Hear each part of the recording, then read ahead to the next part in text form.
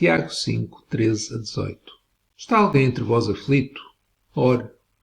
Está alguém contente? Cante louvores. Está alguém entre vós doente? Chame os presbíteros da igreja e orem sobre ele, ungindo com azeite, em nome do Senhor. E a oração da fé salvará o doente, e o Senhor o levantará. E se houver cometido pecados, ser-lhe-ão perdoados. Confessai as vossas culpas uns aos outros e orai uns pelos outros, para que sareis. A oração feita por um justo pode muito nos seus efeitos. Elias era um homem sujeito às mesmas paixões que nós e, orando, pediu que não chovesse. E por 3 anos e 6 meses não choveu sobre a terra. E orou outra vez e o céu deu chuva e a terra produziu o seu fruto.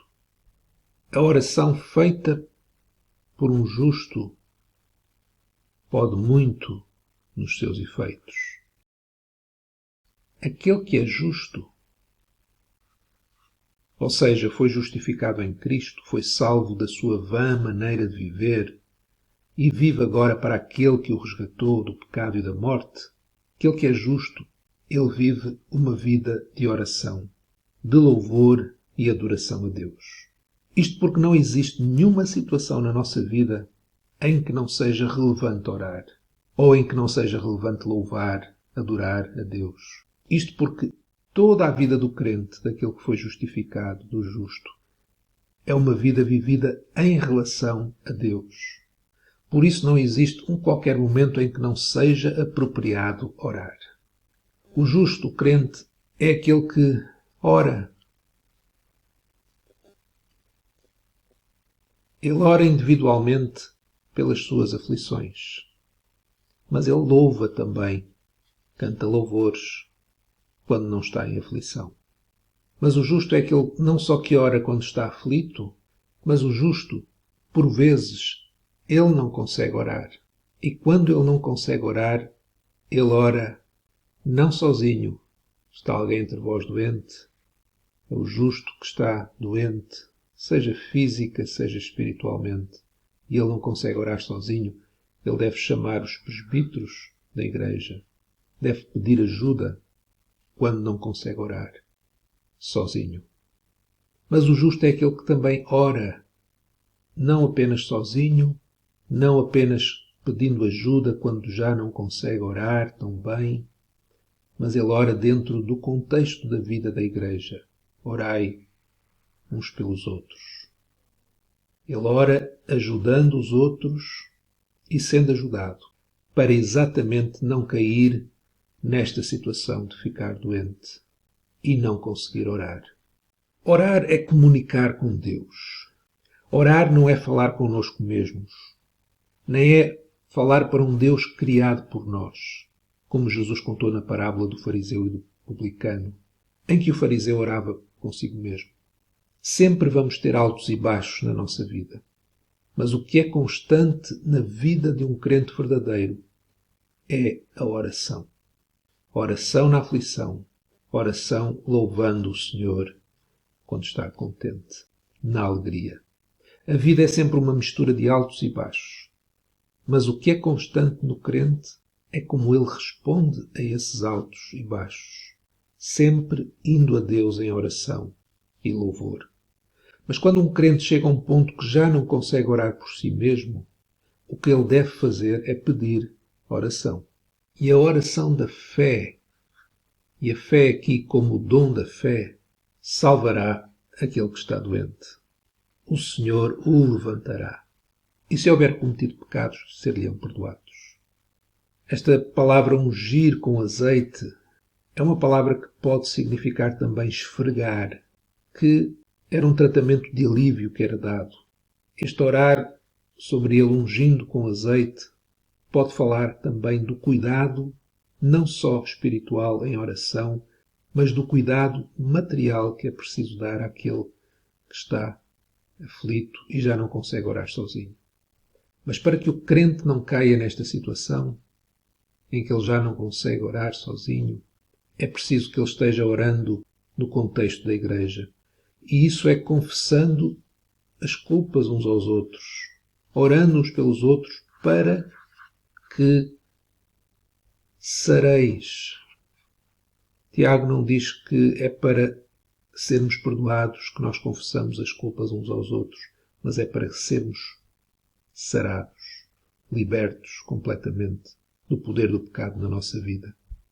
E Tiago fala sobre a oração nestes 3 aspectos: a oração que é a vida normal do crente, a oração quando não consegue orar, a oração no contexto da igreja, e depois Tiago termina dando o exemplo da oração de um justo, Elias.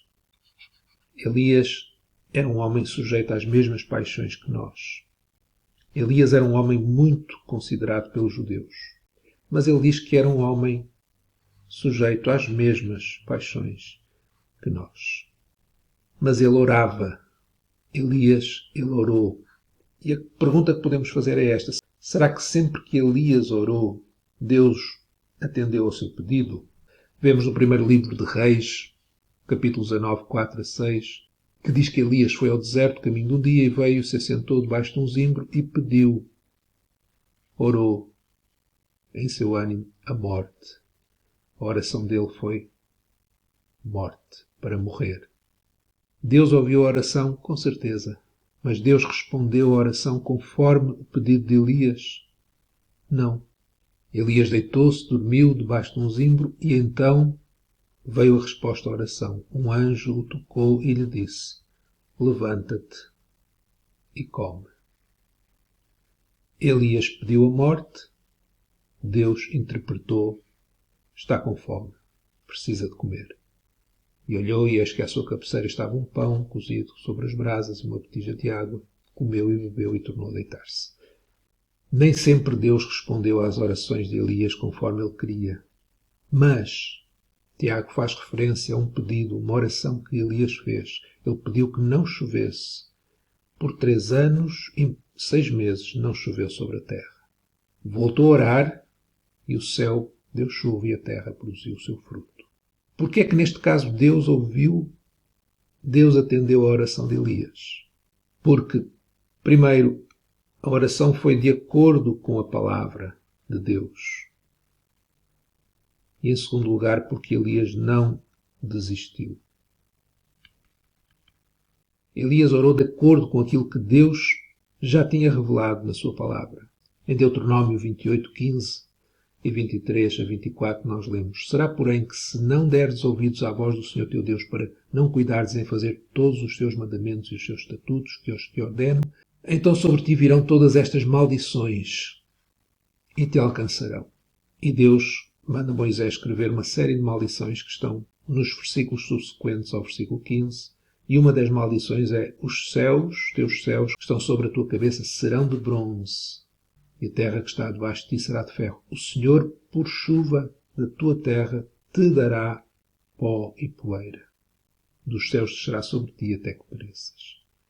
Israel, nomeadamente Acabe, estava não dando ouvidos à voz do Senhor.